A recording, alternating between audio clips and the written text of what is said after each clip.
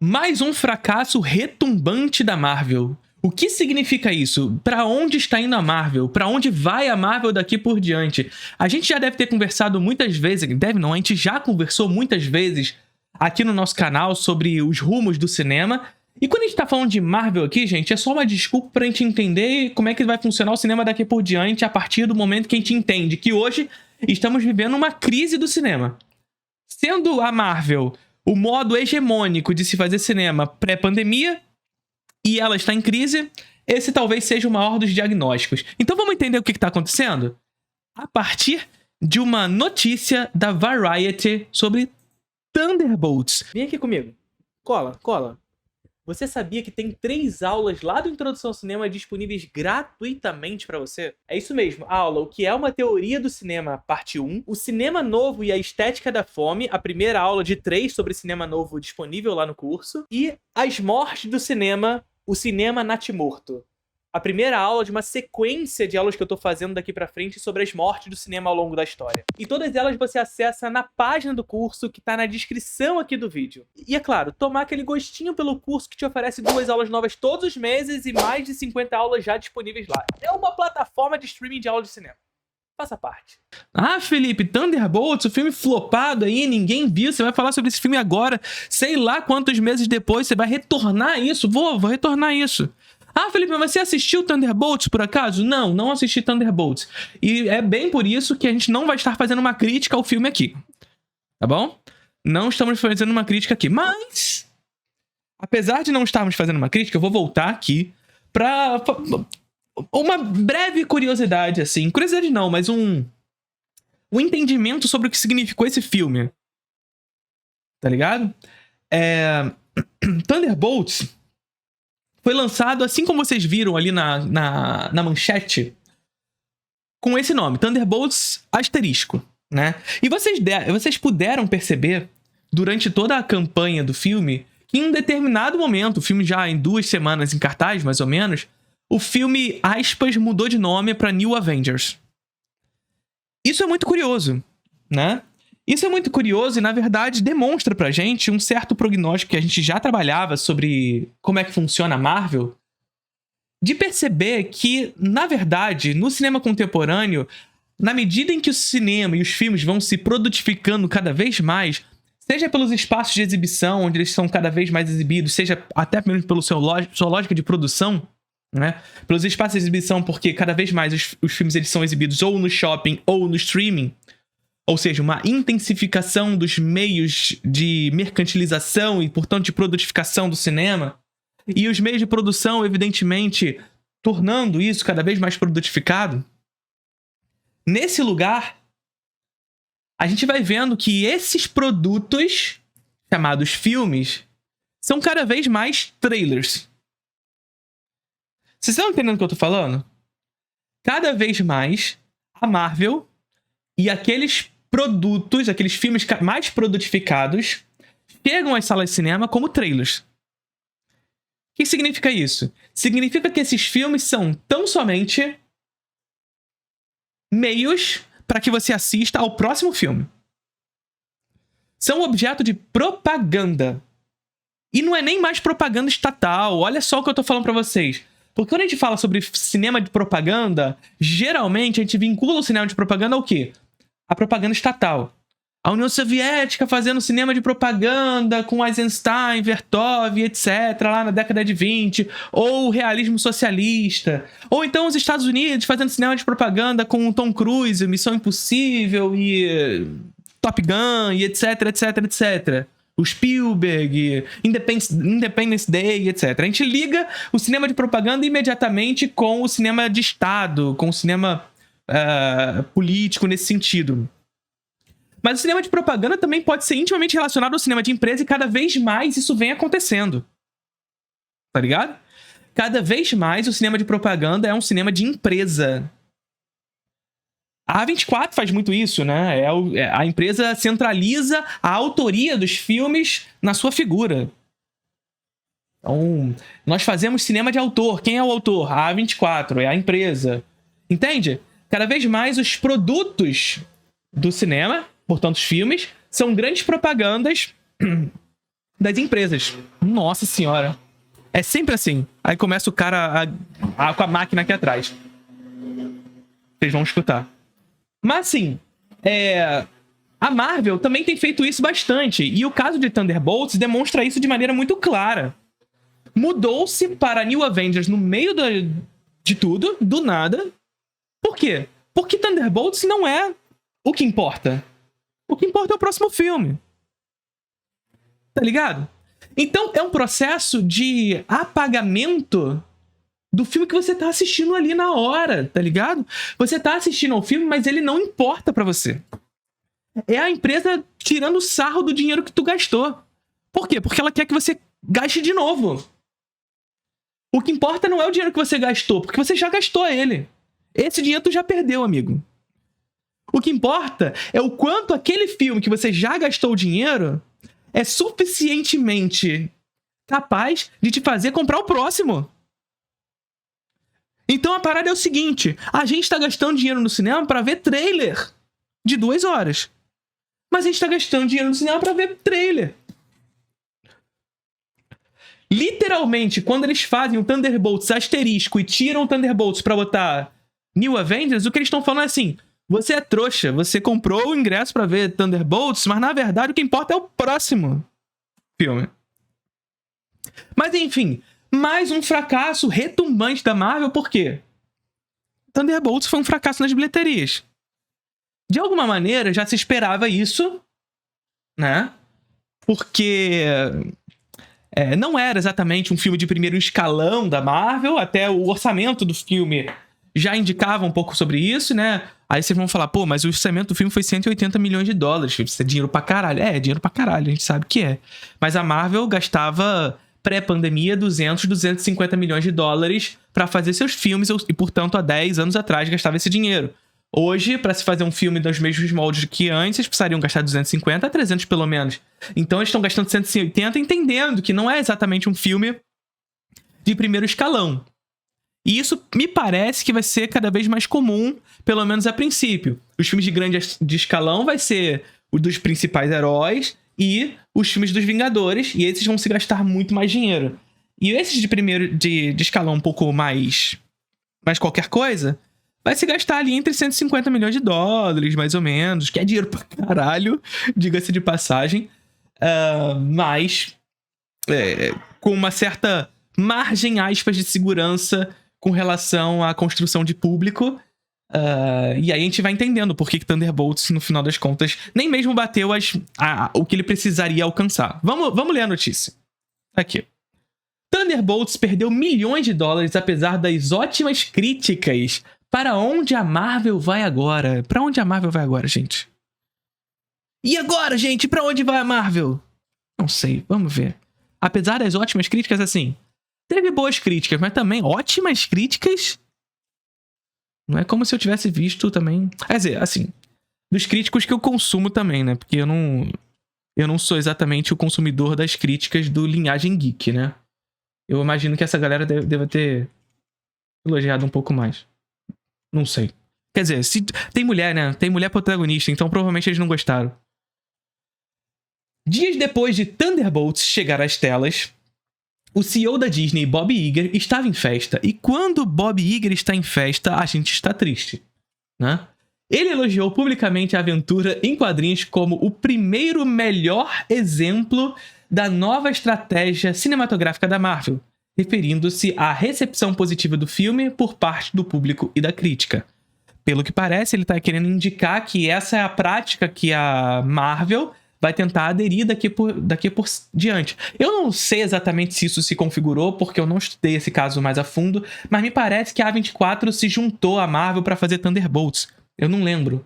Ou seja, tentar misturar um pouco essa ideia de cinema de autor com a lógica de mercado da Marvel. Enfim, a Marvel já tentou fazer isso com Eternos, quando chamou a Chloe Zhao, etc. Mas enfim, vamos ver aqui por diante. E que alívio! Após alguns anos turbulentos e uma série de fracassos mal recebidos na franquia. Agora, isso aqui é importante que a gente tenha em mente, porque, veja só, se a gente tá falando de um filme, Thunderbolts, portanto, E, teoricamente, foi só marketing? Então tá, então foi só marketing. A 24 não estava envolvida, pelo que vocês estão dizendo aqui. Tá, beleza. Depois de anos, né, de fracassos, etc., como ele tá dizendo aqui, em alguns anos turbulentos e fracassados da franquia, referindo-se à recepção positiva que o filme teve na crítica, a gente começa a entender o seguinte: a galera, sobretudo essa galera que gosta muito de Marvel e que gosta de aproximar a qualidade do filme ao tanto de público que ele tem, a gente começa a entender que é uma grande mentira, né? Porque assim, a Marvel tentando criar um produto de qualidade, tentando trazer esse sistema de qualidade, e o filme não alcança público. Ou seja, é um filme que atinge críticas positivas, mas que ainda que através dessas críticas positivas, e portanto, teoricamente, um filme de maior qualidade de produção em detrimento aos demais, é um filme mais fracassado do que outras porcarias da Marvel. Ou seja, isso significa que, assim como já dissemos inúmeras vezes aqui no canal, qualidade não pressupõe público. O que pressupõe público é dinheiro. É quanto a Disney, a Marvel, portanto, está disposta a despencar dinheiro para publicidade. É claro que existem inúmeros outros fatores. Não é como se você pudesse simplesmente fazer qualquer coisa e botar para as pessoas assistirem. Evidentemente que não. Tem que funcionar essa publicidade, tem que funcionar essa propaganda. Mas o dinheiro é o fator preponderante. O quanto de dinheiro será disponível para que esse filme seja assistido. O boca a boca é um dos fatores, mas não suficiente. Não é o que basta, né? 6 semanas depois, Thunderbolts fracassou nas bilheterias. Ou seja, Bob Iger feliz, Bob Iger triste e nós felizes. 6 semanas depois, Thunderbolts fracassou nas bilheterias. Com 371 milhões de dólares globais, é um dos filmes de menor bilheteria de todo o universo cinematográfico Marvel da Disney.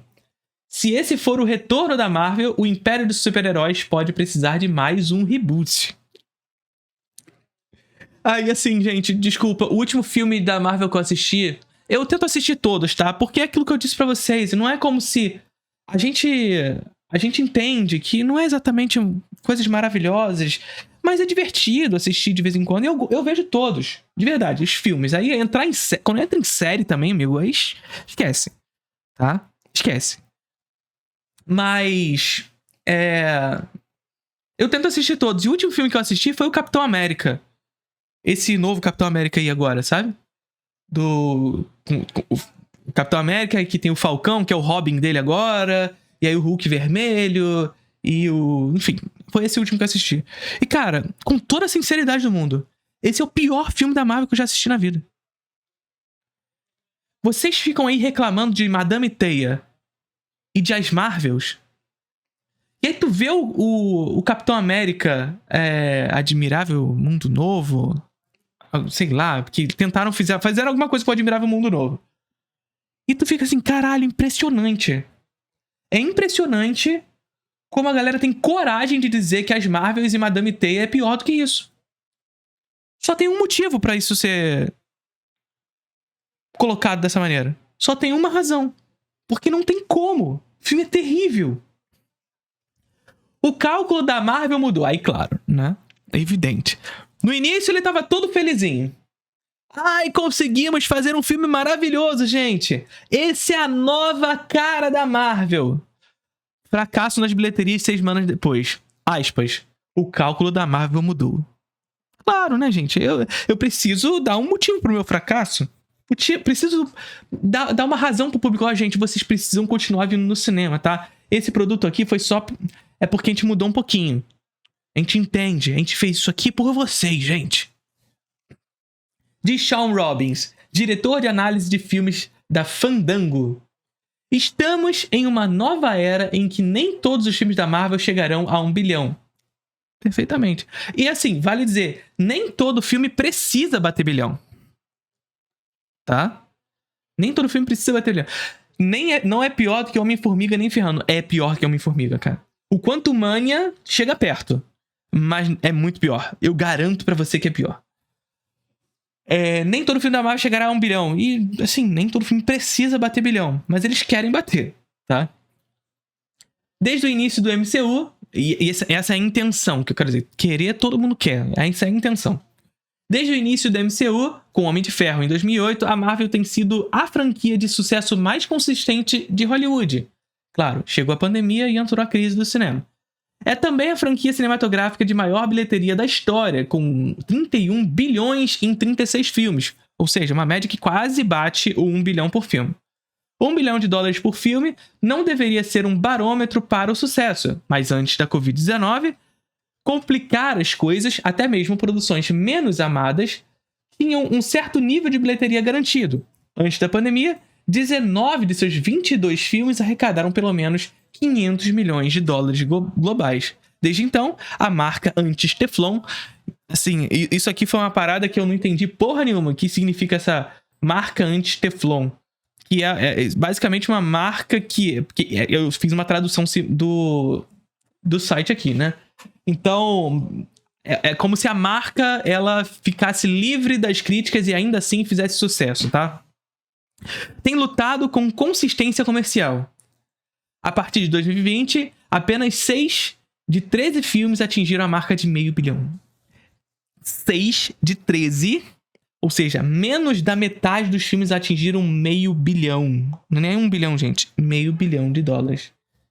Pelo menos, Capitão América Admirável Mundo Novo, de fevereiro, e As Marvels, e Homem-Formiga e a Vespa Quantumania, de 2023, poderiam atribuir suas bilheterias desastrosas às críticas negativas. Não poderiam, gente. Não poderiam.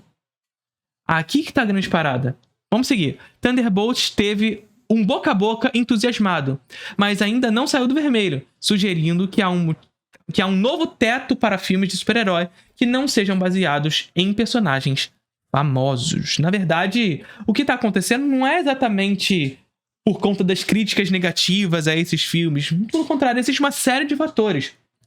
Primeiro que, assim, mais uma vez, a gente vem vendo um agravamento desse processo de tornar o filme um grande trailer e, portanto, uma grande propaganda para o próximo filme. A galera tá entendendo isso. E, sobretudo, compreendendo que os filmes que estão sendo lançados, pelo menos a princípio, a gente pode melhorar essa análise depois que começar a sair os principais filmes, quando sair o primeiro Vingadores, etc. A gente começa a entender um pouco melhor essa parada. Mas, a princípio, o que a gente tá vendo são heróis que são pouco relevantes, digamos assim. E pra assistir filmes de heróis menos relevantes, que na verdade só servem pra você assistir o próximo filme, a galera tá... Não vou gastar meu dinheiro pra isso. Por quê? Aí vem o segundo fator. O ingresso tá caro pra caralho. O ingresso é caro porque eu vejo um filme que é só uma propaganda pro próximo filme. Ah, Felipe, mas o ingresso já era caro antes da pandemia. E aí vem o terceiro fator. A crise do cinema provocado pela pandemia do Covid-19, somado à ascensão dos streamings. Veja, os streamings já estavam avançando, mas isso se intensifica em razão da Covid-19, que fez com que os streamings avançassem de maneira mais assertiva nesse contexto. E claro, não tem a sala de cinema, espaço aberto para a entrada de um novo mercado. Espaço aberto para a entrada de um novo mercado. Então, o fracasso da Marvel agora não é um fracasso condicionado pelas críticas negativas, porque crítica negativa a Marvel teve desde sempre. Tá ligado? O fracasso da Marvel hoje é associado a uma série de fatores de mercado. Fatores de mercado. Saca?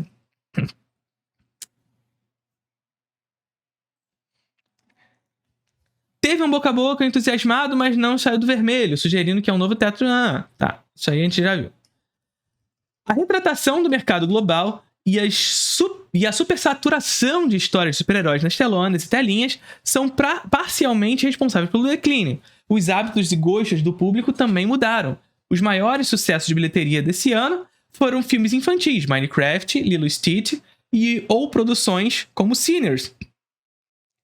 Sinners foi um caso mais à parte nesse contexto. Mas assim, produção infantil sempre foi sucesso comercial, gente. E aí, esse é um padrão que a indústria entende, né? Eu já falei sobre isso também lá no Desencontro, se eu não me engano. A indústria entende que existe um padrão para filmes infantis que acontecem no mês de junho, julho e no início do ano. Final do ano e início do ano. Que é um momento de férias. E nesses momentos de férias, tende-se as crianças a terem na sala do cinema um espaço de consumo. Um espaço de lazer. Então os pais levam as crianças. Ou seja, existe um consumo de ingresso que é multiplicado. Porque o pai precisa levar a criança, vai em família. Então muita gente vai ao mesmo tempo. Então é um padrão já estabelecido na indústria. É um gosto já construído. É uma demanda já construída. Então é natural, digamos assim. Natural não, mas normal porque é construído. Natural é como se parecesse essencial, né? É normal que os filmes infantis tenham sucesso, sobretudo nesses momentos do ano. Assisti Pecadores, gente. Gostei do filme. Esses filmes de histórias em quadrinhos de baixo orçamento não são mais um sucesso cinematográfico. De baixo orçamento? Diz Jeff Block, analista de relações com expositores. Calma aí também, né? Porra, não é assim também. Porra, esses filmes de quadrinhos super-herói de baixo orçamento não são mais... Tudo bem que, assim, Thunderbolts não é um filme com os orçamentos megalomaníacos de Vingadores. Mas tu chamar 180 milhões de dólares de baixo orçamento também já é... Calma aí, né, amigo? Porra, o fim de Thunderbolts, depois de apenas um mês nos cinemas, também é uma preocupação. Esses filmes não estão se mantendo como as edições anteriores. Estamos chegando a um ponto de inflexão para o MCU. Vamos ver, né? Vamos ver se isso vai ser verdade quando a gente chegar nos Vingadores. Porque, assim, é fato que o MCU está em crise. Mas essa crise é também uma crise do MCU, mas é também uma crise do cinema. Quando a Marvel começar a lançar seus principais filmes, a gente vai entender um pouco melhor isso tudo. Existe algum incentivo... Não, peraí.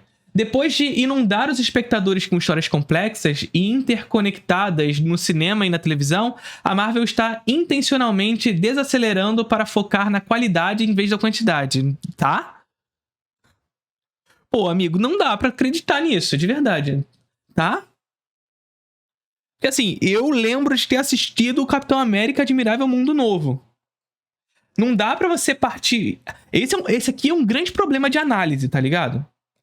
Um analista não pode fazer esse tipo de opinião, porque assim...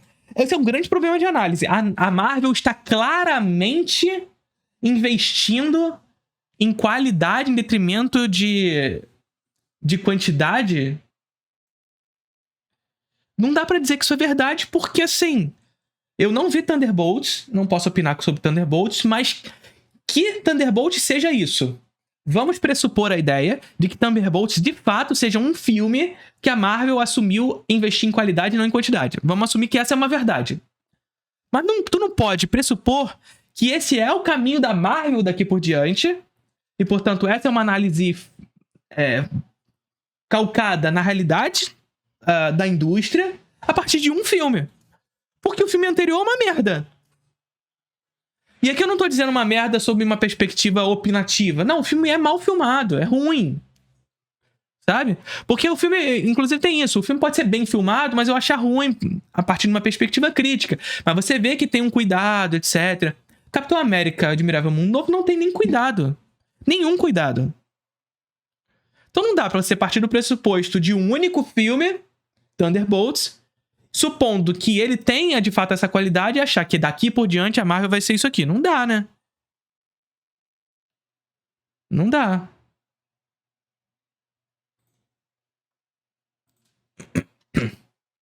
Existe algum incentivo para apoiar histórias independentes que não são mais apostas seguras?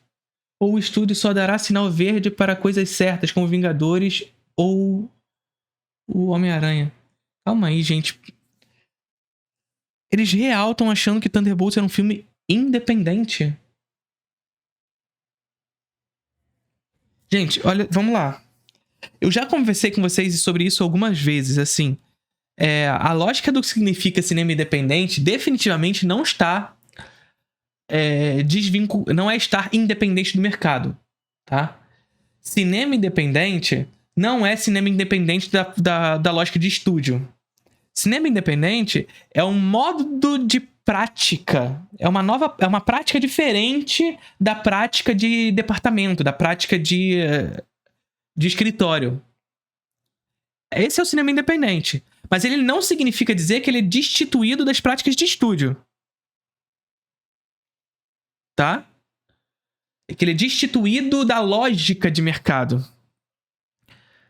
Por quê? Porque esse autor de cinema independente, ele precisa vender o filme dele. Para vender o filme dele, ele precisa fazer algumas coisas que a indústria possa aderir ao seu filme, para que ela possa comprar esse filme posteriormente para ele ser exibido. Então, o cinema independente ele nunca vai estar completamente destituído e, portanto, independente de fato. Mas assim, daí a tu chamar Thunderbolts de independente é foda. Um filme que gasta 180 milhões de dólares é foda também. Tá ligado? Aí já é demais pra mim. Após o Quarteto Fantástico Primeiros Passos, em julho, outra espécie de estreia cinematográfica, a Marvel parece estar adotando uma mentalidade de vamos com tudo ou vamos para casa. Tá, eles estão assumindo que o Quarteto Fantástico vai ser um filme de qualidade, portanto de cuidado, sem ele nem ter sido lançado ainda. O próximo calendário está repleto apenas de pesos pesados com orçamentos robustos. Vingadores Apocalipse e Homem-Aranha 4 em 2026. E Vingadores Guerras Secretas em 2027. Um filme sem título está previsto para julho de 2027 também. E os filmes X-Men e Pantera Negra estão em produção. Mas outros projetos focados em um personagem, como Blade, ficaram presos ou no limbo prolongado. O que tem dado certo para o MCU são grandes parcerias com o Homem-Aranha, Sem Volta para Casa, 1,9 bilhão de dólares em 2021, e Deadpool e Wolverine, 1,33 bilhão. Que vamos lá, não são exatamente os filmes que eles trouxeram como a perspectiva da qualidade, né?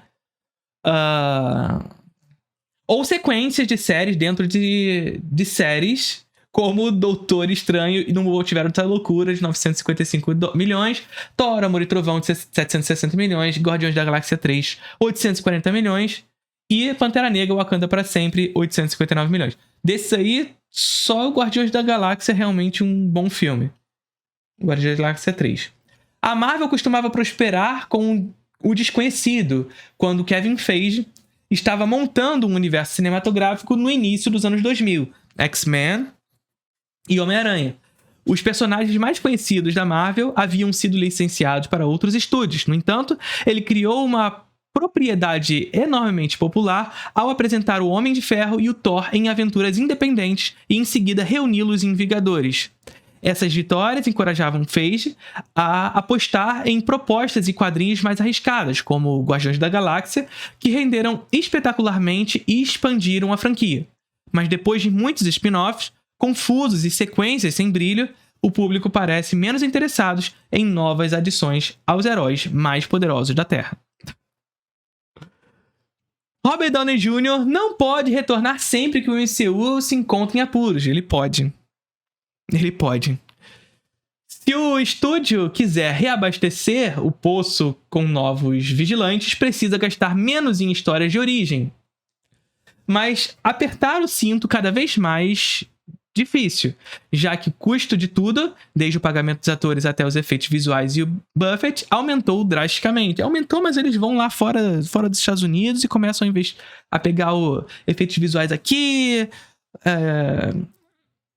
outra coisa ali, e vai baixando o custo, né? Capitalismo, gente, capitalismo. Internacionalização do trabalho. Divisão Internacional do Trabalho. E transformar esses filmes em eventos imperdíveis exige enormes verbas proporcionais para turnês de imprensa e estreias globais. A Marvel controlou os gastos de Thunderbolts, ciente de que seus personagens eram oriundos de Viúva Negra, filme que foi também um fracasso, que foi prejudicado pela pandemia e de séries pouco conhecidas do Disney+. não só pela pandemia, também teve um boicotezinho da própria Marvel ali, né? Normalmente, os filmes de maior sucesso do estúdio custam 200 milhões de dólares a 250 milhões de dólares para serem produzidos, e outras 120 milhões a 140 milhões para serem comercializados. Thunderbolts foi um pouco mais barato, custando 180 milhões de dólares para ser produzido e 100 milhões para ser comercializado, ou seja, independente, gente. Filme indie! Estamos diante de um filme indie. É quase um Sean Baker fazendo filme aqui. Tá ligado? É quase um Eduardo Sanches fazendo A Bruxa de Blair. Quase isso. Quase isso. Os estúdios estão trabalhando duro para reduzir os orçamentos de alto padrão, diz David A. Gross, analista da Franchise Entertainment Research. Veremos menos gastos excessivos do que nos anos posteriores à pandemia. Eu acho que isso aqui é até uma verdade, tá? Porque é isso, a indústria já entendeu que os grandes orçamentos não são um caminho nesse cenário pós-pandêmico, nesse cenário de crise. A gente já conversava isso aqui no canal há muito tempo. Eu acho que eles têm que me contratar como analista, gente. Porque a gente já tá falando isso aqui, ó, logo depois do final da pandemia, a gente já tava falando, olha, a indústria ela vai começar a investir em orçamentos menores. É claro que vai continuar existindo os grandes orçamentos, porque a indústria vai tentar, mas a princípio ela vai tentar encontrar o padrão. O capitalismo funciona assim, gente. Em cenário de crise, ele vai te ofertar. Ele vai te ofertar uma suposta heterogeneidade de escolhas. E vai te ofertar. Não porque ele é bonzinho, porque ele quer que você tenha opção, nada disso. Ele vai te ofertar porque ele tá tentando encontrar um novo padrão. Quando ele encontrar esse padrão, amigo, esquece a heterogeneidade. Esquece a opção de escolha do espectador e, portanto, do cliente. Não existe mais isso. Você vai passar no cinema e você vai ter duas opções para assistir. O filme da Marvel ou o filme da DC. E é isso. Quando esse padrão for encontrado novamente, esquece. Ainda assim, Thunderbolts precisava faturar 425 milhões globalmente para atingir o ponto de equilíbrio.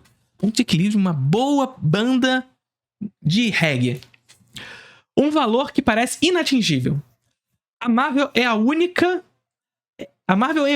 porque não é tão sobrecarregada quanto suas rivais pelo lucro ou prejuízo de filmes individuais. A empresa consegue recuperar alguns custos por meio do Disney Plus, tá? E outros mercados de entretenimento doméstico. Sem falar das enormes fontes de receitas provenientes do merchandising, parques temáticos e cruzeiros, tá?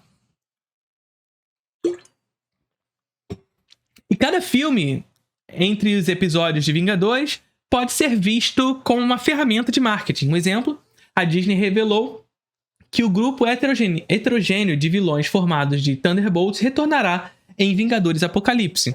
Se o público perdeu esse capítulo, pode sempre conferir no Disney Plus, né? Mas aí é um outro fator de crise, inclusive. Porque eu, por exemplo, antes da pandemia, eu não vou dizer que eu ia em todos os filmes da Marvel no cinema, porque eu não ia, definitivamente. Mas eu posso dizer que eu fui em alguns.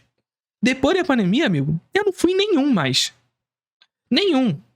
Zero. Foi o total de filmes que eu fui pra ver filme da Marvel. Zero. Por quê? Porque eu sei que não vai dar 30 dias de janela e vai estar na Disney. Vai estar no Disney Plus. E eu vou assistir. Saca? Então é isso. Mais um fracasso retumbante da Marvel. Mas isso aqui não é um vídeo especificamente sobre a Marvel. É pra gente entender o cinema hoje. A crise do cinema. Curtiram o vídeo? Seja membro aqui do canal. Seja patrocinador desse canal. Vai ter muita coisa pra membro. Curtiram o vídeo?